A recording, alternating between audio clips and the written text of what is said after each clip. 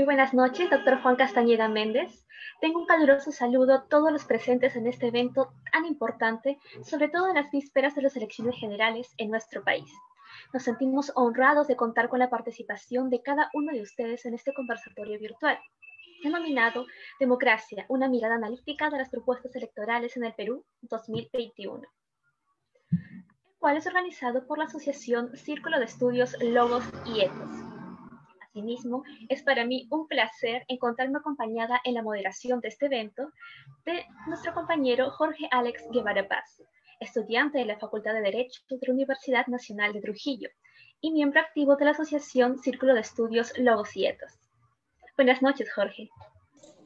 Buenas noches, Milagros. Buenas noches a nuestro ponente y al público en general. De la misma forma, es un agrado para mí compartir la moderación de este conversatorio con Milagros Lozano Ulloa. Ella es estudiante de la Facultad de Derecho de la Universidad Nacional de Trujillo y secretaria general de eventos académicos de la Asociación Círculo de Estudios Logos y Ethos. El día de hoy, en el cumplimiento de la función educativa y social por parte del Círculo de Estudios, nos encontramos desarrollando este importante evento, sabiendo de que no podemos ser ajenos a nuestra realidad y al contexto en el que nos encontramos, previo a un día tan importante para la democracia nacional, como lo son las elecciones generales 2021.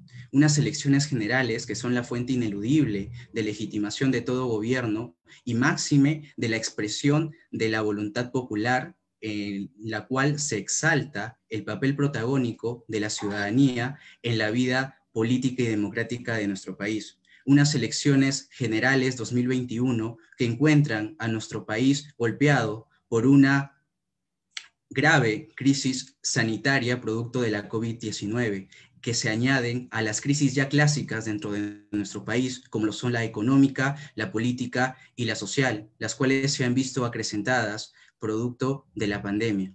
En este sentido, y bajo esta lamentable situación, es necesario que la ciudadanía asuma un compromiso mediante una elección seria, responsable e informada, mediante la cual se pueda a los candidatos evaluar y cuestionar a través de sus hojas de vida, a través de sus propuestas y a través de su experiencia. Todo esto con la finalidad de poder escoger a las mejores opciones, que al fin y al cabo serán las personas que tendrán a cargo las riendas de nuestro país en los siguientes años, años que son de vital importancia para poder salir del oscurantismo en el cual nos encontramos actualmente. En este sentido, la asociación le hace llegar un extensivo saludo y agradecimiento al doctor Juan Alberto Castañeda Méndez por acompañarnos en este conversatorio en la calidad de ponente. Asimismo, queremos agradecer a quienes nos acompañan y nos estarán acompañando en el desarrollo del evento, sea vía Zoom o por Facebook Live, diciéndoles y siempre recordando de que buscaremos responder a sus dudas a través del chat de la reunión. Sin más que decir en este momento, ¿cómo se desarrollará el evento? Milagros, ¿podrías darnos algunos alcances generales, por favor? Por supuesto, Jorge. El conversatorio consta con la participación de nuestro distinguido ponente Juan Castañeda Méndez, quien desarrollará su análisis en un tiempo aproximado de 30 minutos. Y finalizada esta etapa, se atenderán las preguntas, cuestionamientos o inquietudes del público. Cabe recalcar que las preguntas que quisieran formular pueden dejarlas en el chat, ya sea por Zoom en el tiempo en que se indique, o aquellos que nos siguen mediante Facebook Live pueden dejarlas en los comentarios que se está realizando en la transmisión en vivo. Pero Jorge, coméntanos por favor, ¿cuál es el tema que nos convoca el día de hoy? Claro, Milagros, como es de conocimiento de todos los presentes, el tema del conversatorio del día de hoy ha sido denominado Democracia, una mirada analítica a las propuestas electorales en el Perú 2021. Un tema que hoy en día ha sido materia de grandes debates en las últimas semanas y días, y que para nosotros es muy importante desde la perspectiva crítica, en el sentido de la crisis por la cual pasa nuestro sistema democrático, en el que las grandes diferencias sociales y económicas, además de los instrumentos ineficaces no han permitido una participación política activa de la ciudadanía en estas próximas elecciones, lo cual nos hace incluso hasta cuestionarnos sobre si existe una verdadera democracia en nuestro país, un país en donde existe un divorcio o separación entre la participación y la representación, un país donde el concepto de democracia viene siendo utilizado para fines utilitaristas, para fines propagandistas, y no se crean verdaderos mecanismos sociales reales para una correcta participación. Un país donde la mayoría de los partidos políticos no representa los intereses de los ciudadanos. Es cotidiano encontrarnos entre los candidatos a muchos candidatos demagogos, improvisados e inoportunos. Hemos sido testigos muchísimas veces de promesas incumplidas, de fases, de gestiones llenas de corrupción, lo cual ha generado que nosotros como ciudadanos dejemos de acudir a las urnas. Esto ha hecho de que la gente ya no crea en los partidos políticos, lo cual ha generado una apatía global en relación a ello, lo cual muchas veces nos ha llevado a escoger entre el mal menor, algo que realmente es muy cuestionable y que en estas situaciones ya no solo es necesario, sino que es obligatorio redoblar nuestras capacidades críticas, aumentar y fortalecer nuestro deber ciudadano para elegir a las mejores opciones, porque en momentos de crisis en la oferta política es donde se exige aún más el papel protagónico de los ciudadanos en la vida política de nuestro país. Es que debemos ser conscientes de que la única forma de dar solución a estos problemas es a través de conocer y cuestionarnos en serio la vida política, económica, social de nuestro país. En este sentido, y justamente este conversatorio es una forma de poder conocer la política nacional general, en específico, las propuestas electorales para este año 2021, buscando dar un análisis objetivo y general desde una perspectiva jurídico-constitucional para analizar la viabilidad, eficacia y utilidad de las propuestas que nos interesan a todos. ¿Con la finalidad de qué? Con la finalidad de que nos permitan reflexionar a tan pocos días de las elecciones. Dicho esto, es oportuno y necesario, Milagros, poder presentar a nuestro ponente que viene a constituir la razón por la cual nos encontramos aquí. Así que adelante. Totalmente de acuerdo con tu apreciación, Jorge. Así es. El día de hoy tenemos el honor de contar con la presencia del doctor Juan Castañeda Méndez, quien es abogado, docente universitario en pre y posgrado e investigador. Él es especialista en constitucionalismo latinoamericano y derechos fundamentales por la Pontificia Universidad Católica del Perú. Es maestrante en Derecho Parlamentario y Técnicas Legislativas por la UCLM. Ejerció la labor de abogado constitucionalista en la Procuraduría Nacional del Poder Judicial, Procesos Constitucionales en el Perú, y fue asesor parlamentario en el Congreso de la República del Perú. Asimismo, es presidente fundador del Instituto Iberoamericano Apex Iures.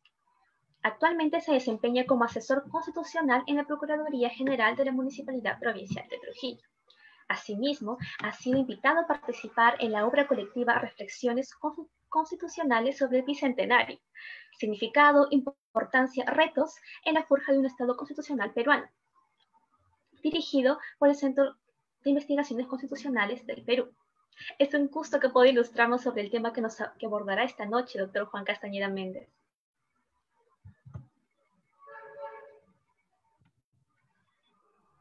Bien, muchísimas gracias por la amable presentación y también por la cordialidad en la invitación, como también esta oportunidad y coyuntural para estas elecciones, creo yo, bastante excepcionales, sobre todo por el contexto en que vivimos y también por la responsabilidad que se quiere, o en todo caso se demanda o se exige para estas mismas, ¿no?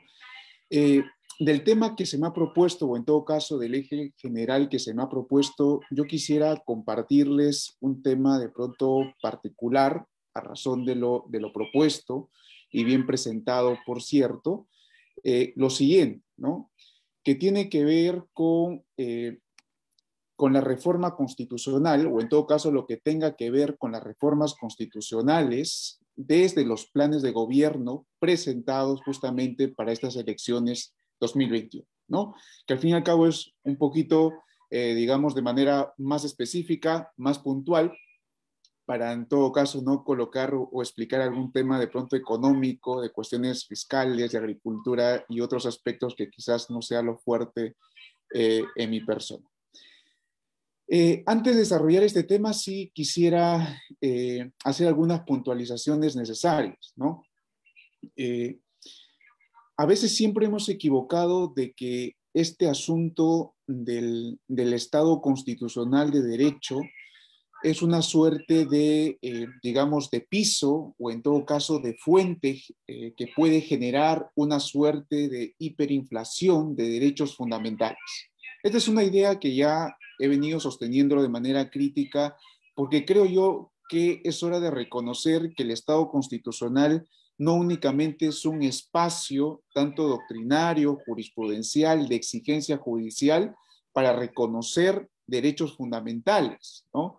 Sino sobre todo también hay que hacernos la idea de que el Estado constitucional demanda o exige, aparte de reconocimientos de derechos constitucionales, también el ejercicio de nuestros deberes fundamentales, ¿no? Esto último, ¿por qué es necesario enfatizarlo? Porque en realidad las elecciones como las que vamos a vivir este domingo, 11 de abril, no pasa como la única expresión para ejercer ciudadanía, ¿no? A veces se nos ha enseñado o a veces se nos ha dicho de que debemos cumplir 18 años para ser ciudadanos o tener capacidad civil para poder contribuir al desarrollo de un país, ¿no? Cuando en realidad no es así, ¿no? Porque la educación cívica no parte o no inicia desde un grupo etáneo o en todo caso desde una edad, ¿no? Desde ser niños con una buena educación cívica, adolescentes, jóvenes correctamente formados en valores para la patria, con la Constitución y sobre todo con los conciudadanos o en todo caso con el prójimo, se forman desde los años iniciales. Desde esa buena formación, desde esa preocupación, se construye Estado, se construye nación, se construye una posibilidad de un mejor gobierno, de una mejor esperanza concreta, ¿no? Y otro punto es de que no podemos confundir que el ejercicio de la ciudadanía como derecho y también como deber no únicamente inicia y acaba cada 4 o 5 años, ¿no? Recuérdese que para ejercer la ciudadanía, este 11 de abril es una de las expresiones, digamos, complementarias a las cuestiones que nosotros vamos a seguir haciendo día tras día. No es la única expresión política que tenemos como ciudadanos. Es decir, no tenemos únicamente el derecho de votar, sino también el deber de fiscalizar, de controlar, de participar en las participaciones de presupuestos participativos, en las rendiciones de cuentas, en los demás aspectos, para que luego así seamos realmente conscientes por lo que protestemos, lo reclamemos. No es posible que nosotros reclamemos algo de la cual no hemos sido partícipes del proceso. Es decir, yo no me puedo quejar de una corrupción si no hago acciones concretas para luchar contra el mismo flagelo. Si me quejo que hay corrupción en nuestro país, hagamos algo en nuestros distritos. Participemos en la rendición de cuentas, veamos si nuestro alcalde ejecuta correctamente el presupuesto, no desvía el presupuesto en otras obras, etcétera, etcétera. Entonces, ahí va el llamado de pronto de atención crítica en que el ejercicio de la ciudadanía en un Estado democrático no únicamente pasa por elegir a un presidente, un alcalde, un gobernador. Pasa porque día tras día podamos ejercer de manera correcta nuestra ciudadanía de fiscalización, control, en participación de los proyectos de ley, las comisiones, estar atentos a estos asuntos de toma de decisión pública. En resumidas cuentas, ser partícipe de la toma de decisión pública, de la vida pública. No me refiero a la farándula, me refiero de la vida pública, de las tomas de decisiones que guían nuestro nuestra cultura, nuestra economía, nuestro aspecto jurídico, entre otros aspectos. Sobre este punto es justamente uno de las cuestiones, creo yo, a mi consideración, la más trascendental es colocarle un ojo crítico en este tiempo concedido. ¿Qué es lo que se ha manifestado? ¿Qué es lo que se ha indicado? ¿Qué es lo que se ha socializado por parte de los planes de gobierno respecto a la tan afanosa reforma constitucional, ¿no?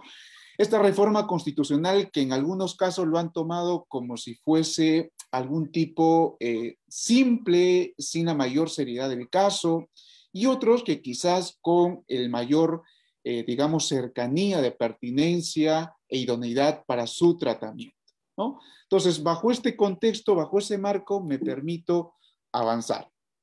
Miren ustedes. Hay una investigación que está justamente descargable en internet, ya quizás con los moderadores les permito el PDF o tranquilamente ustedes también lo pueden ubicar.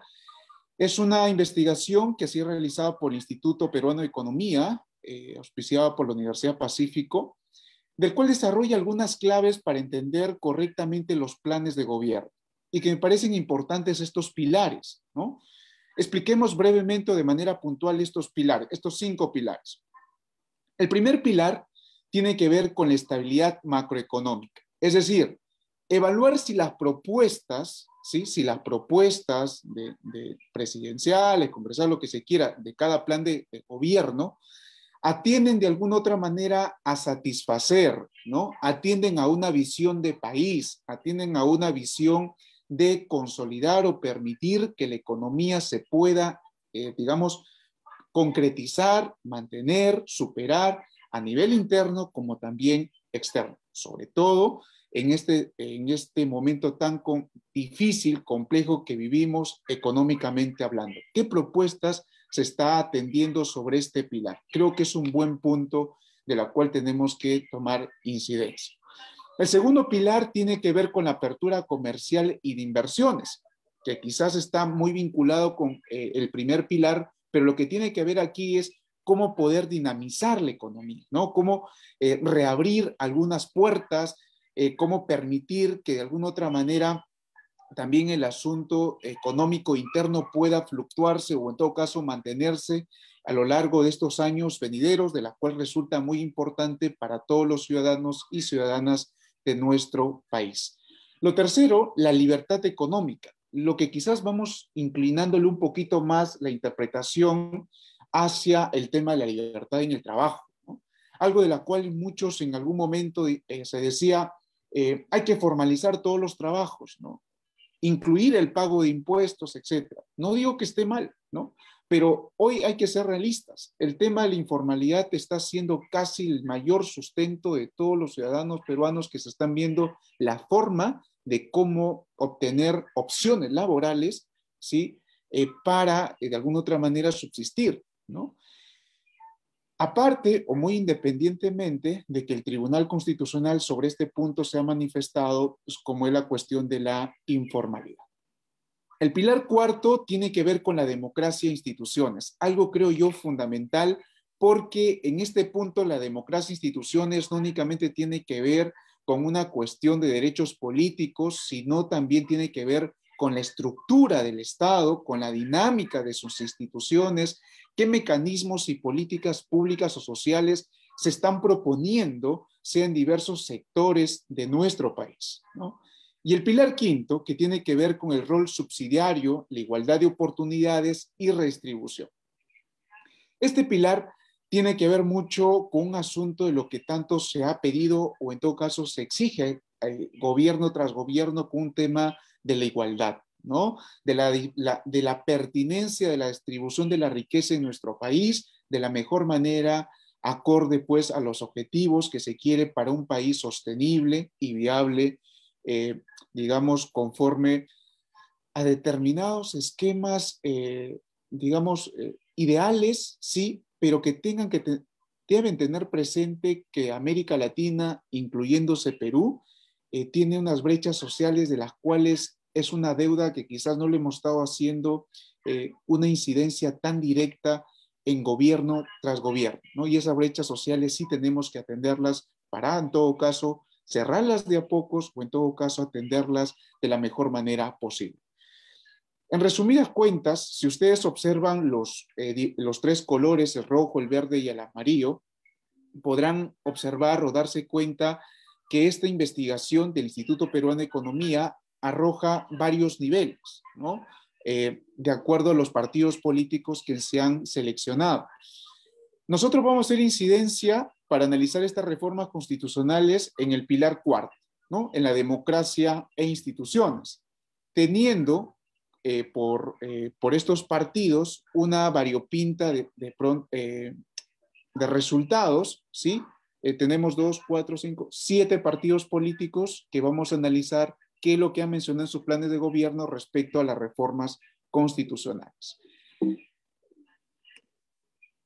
Primero, para entrar ya en materia de estas reformas, hay que recordar que la Constitución, de alguno u otro modo, no es de que no haya surtido algún tipo de modificación. Todo lo contrario, al día de hoy tiene 22 modificaciones y estas 22 modificaciones se ha dividido o en todo caso están categorizadas en las siguientes: 4 modificaciones que fueron realizadas en materia económica, 6 en materia de DCPI, derechos civiles y políticos, un DESCA, si no me equivoco, está involucrado acá también, y 11 modificaciones que tienen que ver con el funcionamiento del gobierno, ¿no? Y acá un último dato que también he creído conveniente compartirles es que la modificación más reciente que se realizó sobre la Constitución fue en el año pasado, el 2020, a razón de esta ley, la 31097, que modificó el artículo 16 de la Constitución y asignó un gasto público en materia de educación no menor del 6% del PIB. Esto como datos generales para tener presente que la Constitución ya viene sufriendo o en todo caso teniendo varias modificaciones constitucionales en diversos aspectos. Bien, ¿por qué mostrar estas modificaciones o en todo caso este dato? Porque una de las cuestiones que se ha venido dando en las propuestas presidenciales o en algunos escenarios políticos es la reforma total de la Constitución o una nueva Constitución, ¿no? Para de pronto no centrarnos en este debate primordiosamente, yo creo de que para cambiar una Constitución o pedir una reforma total de Constitución, debemos ser conscientes cuánto hemos podido manejar, solucionar, fortalecer, potenciar nuestras instituciones, nuestros mecanismos y nuestras políticas institucionales. De lo contrario, si no hemos tenido una capacidad de acción, una capacidad de eficiencia y eficacia sobre determinadas cuestiones institucionales, lo más probable es que por más constitución nueva que tengamos, no nos lleve a algunos objetivos concretos que querramos cumplirlos, que quizás como objetivos, digamos, idílicos o en todo caso objetivos que se quieran, desde una constitución no se logra si no se concretiza a través de mecanismos e instituciones reales, concretas, ¿no? Recuérdese que la constitución necesita operatividad, necesita concretización y eso es lo que puede otorgarse propiamente a través de las instituciones, las leyes infraconstitucionales, las políticas públicas y sociales. Y bueno, aprovechando la memología jurídica, que a veces dice más de lo que ya quizás me he tomado bastante tiempo en introducirnos, es justamente esta seriedad que de pronto se puede otorgar a la Constitución, ¿no? Cambiar la Constitución no es un asunto de elaborar un proyecto de ley entre hoy y mañana porque soñé determinada cosa que podría ser bueno hasta cierto punto, ¿no? O no es un dolor de muela o un rompimiento, no sé, de acuerdo con la ex, etcétera, etcétera. No pasa por ahí, ¿no? Para elaborar una constitución requiere de alguna otra manera un estudio completo y complejo también a su vez, sobre todo en un país como el nuestro que tiene de pronto una cultura interdisciplinaria, ¿no? Una cultura que amerita un esfuerzo de lectura integral, ¿no? De la cual no únicamente tiene problemas de costa, sino de sierra y de selva.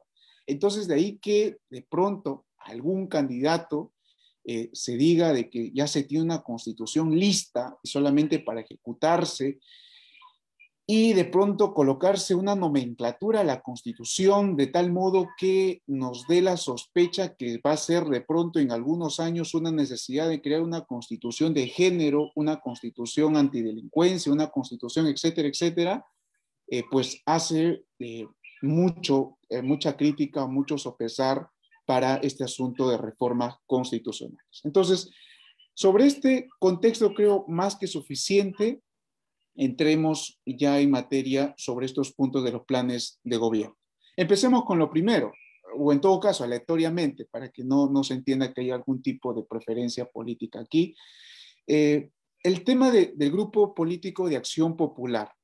Miren ustedes, de pronto el extracto concreto de su plan de gobierno, y con la venia de ustedes me permito leer lo que está en el cuadrito, ¿no? Para hacer énfasis y explicar luego. Se propone una nueva constitución para el amparo efectivo y real de los intereses de la nación y de los derechos fundamentales de las personas. El plan de gobierno señala que este cambio se podría dar a través de dos mecanismos. El primero, por mandato de un referéndum. Segundo, que la composición de un nuevo Congreso posibilite una nueva constitución. De lo contrario, se propondrán modificaciones constitucionales mínimas. Sin embargo, el Grupo de Acción Popular no menciona específicamente cuáles serían los principales cambios que, según su apreciación, necesita la Constitución actual, como tampoco se señala cuáles serían las reformas mínimas requeridas. Es decir, en otro lenguaje un poco más sencillo, Acción Popular ¿propone algún tipo de reforma constitucional concreta y específica? No. ¿Por qué? El asunto del amparo efectivo, tutela de los derechos fundamentales, el referéndum, la composición del Congreso, ya lo tienen en la Constitución del 93. No hay otro, digamos, una novedad de la cual nos pueda llamar algún tipo de atención, y sobre todo esas modificaciones mínimas, cuando no se puntualiza, cae mucho en la discrecionalidad de pronto de los grupos políticos en el Parlamento o desde el Ejecutivo que se puedan realizar, ¿no? Y esto lo ha vivido, pues, a grandes rasgos nuestro país. Entonces, primer partido político sobre esta reforma constitucional desde su plan de gobierno para estas elecciones, al menos la cual no se ha modificado, no hay ningún tipo de intención concreta de reforma constitucional. ¿Que da la apariencia de reforma constitucional sobre estos aspectos de tutela? Sí, pero son cuestiones que ya lo tiene comprendida la Constitución, e inclusive el propio Tribunal Constitucional tiene una amplia gama que ha desarrollado jurisprudencialmente. El segundo partido, que es de Avanza País, sobre este tema, la reforma constitucional, bueno, tampoco se podría encontrar mucho, pero en estas cortas hojas no hay ningún tipo de intención, ¿sí?, de reforma constitucional en este plan de gobierno, más quizás en tema de sus declaraciones que puede entenderse que hay algún tipo de incidencia de reforma constitucional, pero al menos por escrito en su plan de gobierno, como partido político, no hay ninguna intención concreta o específica sobre esta materia. Tercero, el tema de fuerza popular.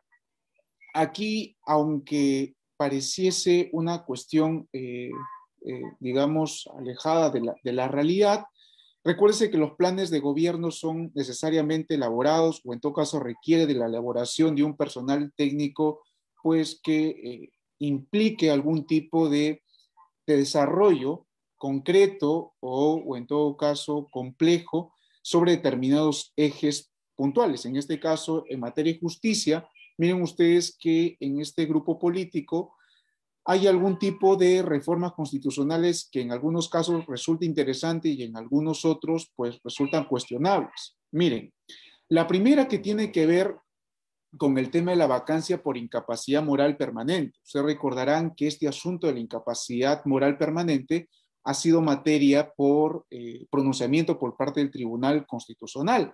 De ahí que se dé vía Constitución de manera expresa cuáles serían los requisitos objetivos, concretos, para una incapacidad moral permanente en su evaluación, sería un asunto bastante, digamos, cuestionable, ¿sí?, en su propuesta, en tanto que la incapacidad moral o la moralidad amerita siempre las cuestiones cultura de tiempo y espacio de cada país. Lo segundo respecta a la cuestión de confianza. también que no es un tema de la cual hemos sido ajenos estos últimos años. Esto tiene que ver mucho con el tema de la disolución del Congreso en septiembre del 2019, ¿no? Donde el Tribunal Constitucional, vía interpretación amplia, validó constitucionalmente una cuestión de confianza tácita, ¿no? Lo tercero, la moción de censura, ¿no? Que también es un asunto que ha sido también pronunciada por el propio Tribunal Constitucional cuando el Congreso en el 2016 quiso modificar el reglamento del Congreso para modificar las reglas del juego de la moción de censura. Esta tercera intención de la reforma constitucional de la moción de censura no sería la primera vez que lo intencionan, sino ya de manera reiterada. Y esto pasa porque se necesita de alguna otra manera algún asunto de control por parte, si se quiere, por parte del Parlamento, en caso que hubiese mayoría, frente al tema del Ejecutivo o las bancadas minoritarias. ¿Qué más propone este partido político en materia de reforma constitucional? Dos cuestiones un poco, digamos, cuestionables también. La renovación por mitades del Congreso, un asunto que si bien es cierto, no es, digamos, tan novísimo, sino que se ha venido de alguna otra manera sosteniendo en algunos debates una suerte de necesidad y en algunos casos que no podría contribuir a un debate técnico, sino una demanda de presupuesto económico más alto, ¿no? Pero bueno, y lo último de lo que se propone aquí este grupo político es la edad mínima para ser congresista, que sean los 20 años. Por ahí creo que no va el tema, no vamos, o en todo caso, no va por un asunto de, digamos, de menor exigencias, ¿no? O en todo caso, no pasa por un tema de edades, pasa por una idea de aumentar una intensidad respecto a capacidades, tanto cívicas, capacidades profesionales, capacidades de vocación de servicio, ¿no? Y acreditados, ¿no? Y eso es lo que de pronto no se tiene en la Constitución y creo que ahí sí debería hacerse mayor incidencia. Imagínense un congresista de 20 años sin esas tres cuestiones de pronto requeribles, con urgencia, al día de hoy. Si ya con la edad que tenemos puesta en la Constitución tenemos determinados congresistas de determinados niveles, imagínense con menos años. Vuelvo a incidir, no es la cantidad de años, sino son las capacidades cívicas, profesionales y vocación de servicio al país.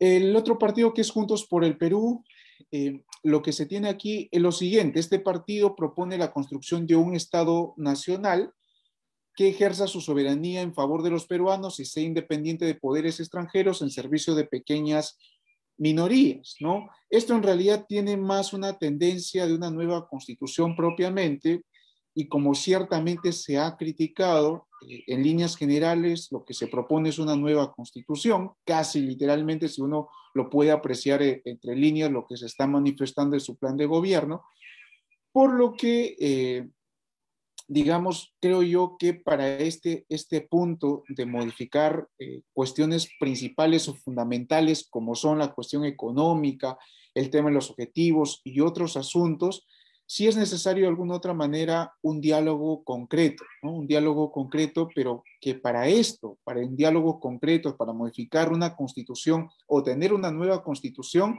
primero se tiene que socializar la constitución que tenemos. O en todo caso, se tiene que sacar la Constitución de las aulas universitarias, de los tribunales, del Poder Judicial hacia la calle, ¿no? Decir lo que tienen en la Constitución, lo que le falta en la Constitución, qué es lo que necesita la ciudadanía para una nueva Constitución, y luego de ahí, después de haberla conocido, quizás proponer una nueva Constitución propiamente, sobre todo en cuestión económica, ¿no? El partido del grupo político Morado. Bueno, aquí hay algunas cuestiones que también hacen incidencia a un asunto económico, no por una reforma o en todo caso una nueva constitución, pero sí en algunas cuestiones interesantes, como otorgarle la autonomía constitucional a la SUNAT, ¿no? El tema tanto de la SUNAT como el Sistema Nacional Descentralizado y Coordinado de Salud mediante una constitución macroregiones tiene que ver necesariamente por cuánto avance tengamos realmente en asuntos de descentralización. Y para ser francos, en tema de descentralización como Estado, estamos muy flacos. Es decir, no hemos logrado al día de hoy quizás conseguir un buen, digamos, por decirlo así, puntaje o avance cualitativo de modernizar el Estado a razón de sus políticas públicas, sociales e instituciones o mecanismos ciudadanos. Ya para ir finalizando, porque creo que me estoy agotando el tiempo, renovación popular, bueno, aquí hay al menos de una lectura explícita o literal del plan de gobierno, no hay ningún tipo de, digamos, de propuesta en materia de reforma constitucional. Sobre Victoria Nacional, pues en resumidas cuentas hay una constitución ya hecha, una constitución anticorrupción y sobre eso, pues qué más que decir, que quizás haya habido algunos estudios complejos, completos quizás para esta nueva constitución y la cual, al menos en lo personal hay una serie de críticas que ya les he manifestado, algunas de ellas de manera inicial, pero que la Constitución no puede responder de manera reaccionaria a determinados flagelos sociales. La Constitución se hace o se piensa para que ésta pueda pervivir en el tiempo, ¿no? Eso es todo. Muchísimas gracias por su atención y espero haber correspondido con la atención en su tiempo. Muchísimas gracias. Muchísimas gracias a usted, doctor Juan Castañeda Méndez. A continuación, se va a habilitar el chat para que cada uno de ustedes pueda dejar sus preguntas, cuestionamientos que les podamos hacer alcanzar al doctor. Tiene unos minutos.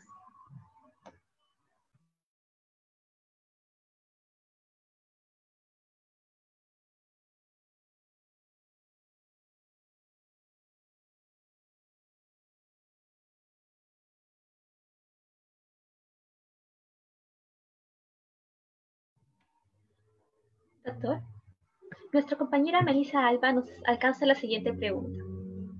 Genera preocupación el hecho que no se aborde temas tan importantes y controvertidos en los planes de gobierno de los partidos que están participando en estas elecciones, y simplemente no hacen mención sobre sus propuestas frente a ello. Por ejemplo, en relación a los derechos de las comunidades indígenas, de la comunidad LGBT, entre otros. Son algunos de los muchos puntos que se están dejando de lado. Por ende, considera riesgoso o peligroso que algunos de los partidos que podrían llegar a gobernar no hayan planteado su posición frente a estos problemas que existen en la sociedad peruana actualmente.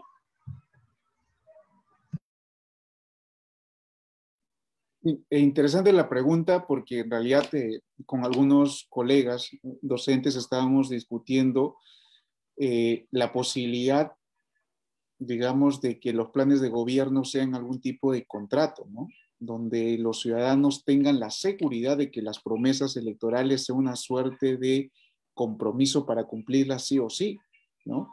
Porque asumir una postura política ante cámaras, asumir una postura política, digamos, frente a algún tipo de cuestión, el tema de aborto, en cuestiones del LGTBI, en diferentes cuestiones un poco controversiales, se pueden manifestar políticamente, digamos, correctas o en algunos casos contradictorias, etcétera, etcétera, pero el problema está en la ejecución, que ya lo hemos visto gobierno tras gobierno, que inclusive, y lo peor es de que cuando nosotros hemos votado por un plan de gobierno que al parecer era el más sostenible, que al parecer iba a ser la solución a nuestros flagelos, este plan de gobierno, esa ruta, quedó pues totalmente desatendida.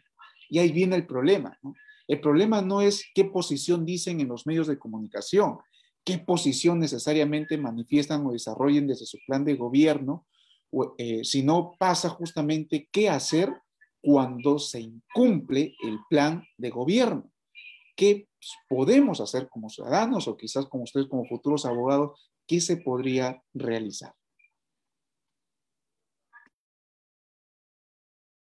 Muchas gracias, doctor, por responder este cuestionamiento. A continuación tenemos también otra consulta a cargo de nuestro compañero Jorge Alex Guevara Paz. Sí, doctor, continuando con las preguntas que nos hacen llegar, nuestro compañero Michael Arón nos hace una pregunta relacionada sobre todo a la ideología política. manifiesta que, según diversos autores, la ideología izquierdista radical en la política son caminos seguros hacia la destrucción de un país. ¿Considera usted que los partidos políticos que profesen estos ideales en su plan de gobierno son peligrosos para la sociedad? Es la pregunta que nos han realizado, doctor. Caramba, bueno, muy interesante la pregunta y a su vez muy comprometida. Yo, en realidad, bajo una lectura general, yo diría que la cuestión ideológica de todo partido político siempre es maleable, ¿no? Salvo exista algún tipo de, digamos, de arraigo ideológico extremadamente perjudicial para un país donde quizás como ciudadanos no lo podamos controlar, creo que ahí sí es una cuestión que sí nos debería preocupar, ¿no? Pero mientras que exista una ciudadanía que pueda reclamar, una ciudadanía que pueda de pronto observar que determinada ideología está cambiando desde la toma de decisiones políticas de gobierno o del Congreso, debemos hacer algún tipo de frente, ¿no? ¿Y por qué lo digo esto? Quizás para indicar que no hay de pronto una ideología que nos garantice determinada estabilidad democrática. Repito, no hay determinada ideología de partido político que nos garantice una estabilidad democrática, ¿no? Véanse una lectura, o en todo caso, una intralectura, una intrahistoria de lo que sucedió con el tema del nazismo, ¿no?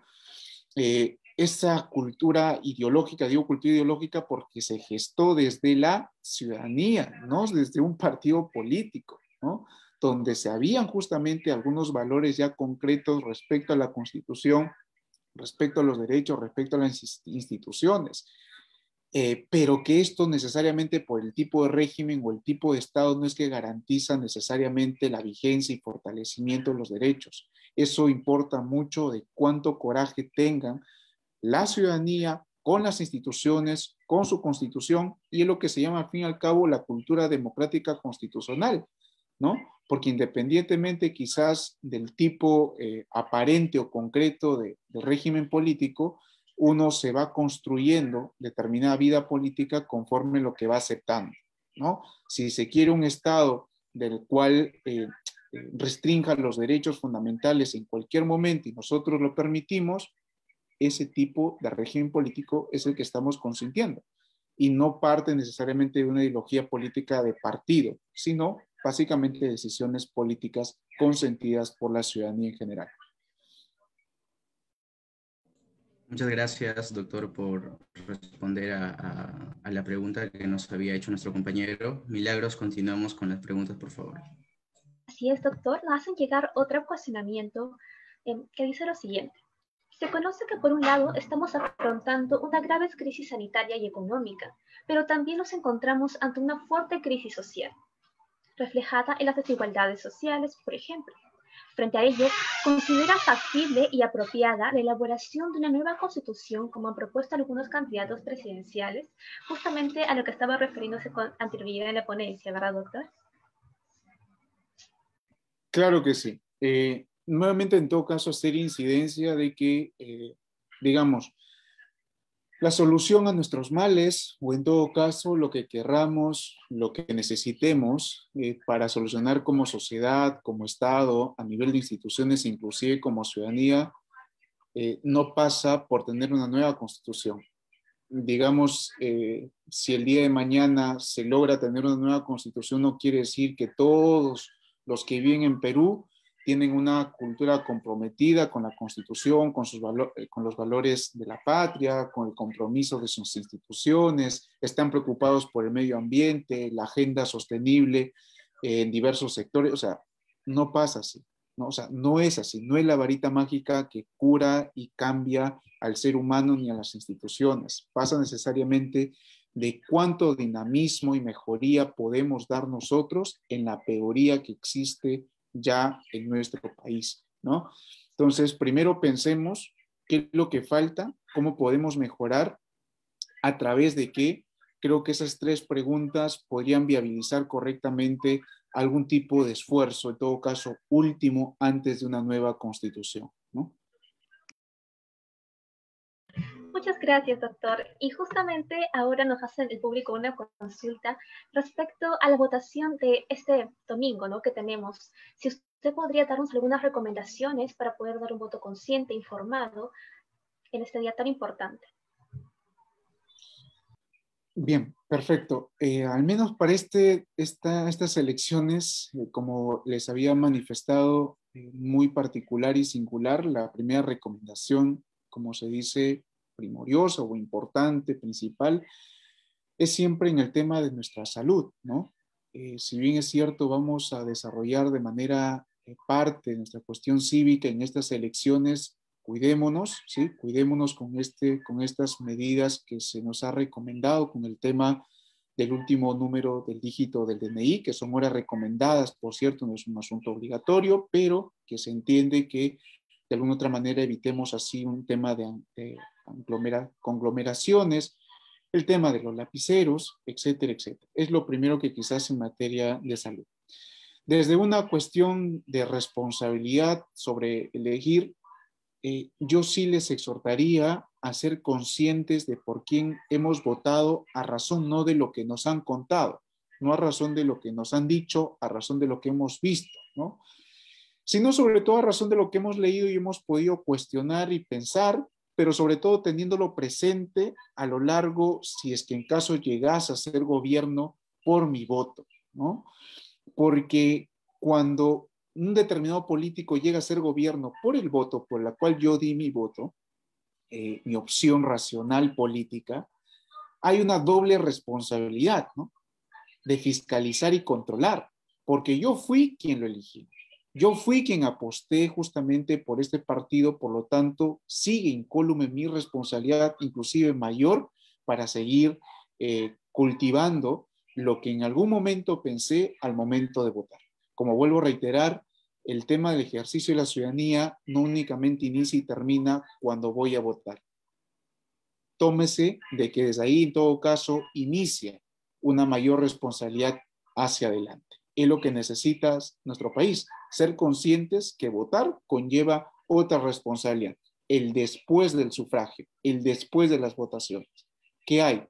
¿Qué voy a hacer para mi país, para mis instituciones, para mis derechos fundamentales ya obtenidos en este Estado constitucional de derecho?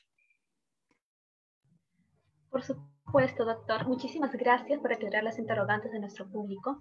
Le agradecemos nuevamente por habernos brindado este día una magistral ponencia y magistral conversatorio respecto a un tema tan relevante debido a la coyuntura que estamos viviendo en nuestro país, que la Asociación Círculo de Estudios Logos y Etos ha organizado, y esperamos que sirva como impulso para indagar e investigar con el fin de cumplir con un voto informado y consciente.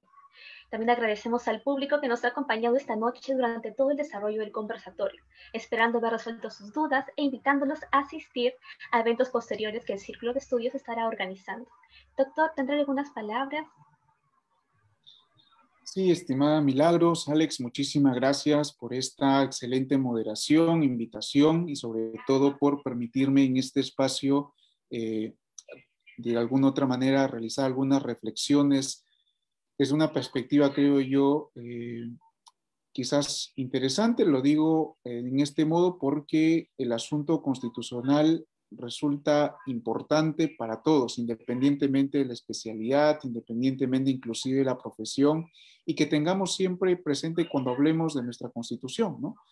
Aprendámoslo a querer, ¿sí? Aprendámoslo a concientizarnos de la misma, y sobre todo ser conscientes que nuestro país necesita mucho de nosotros, ¿no?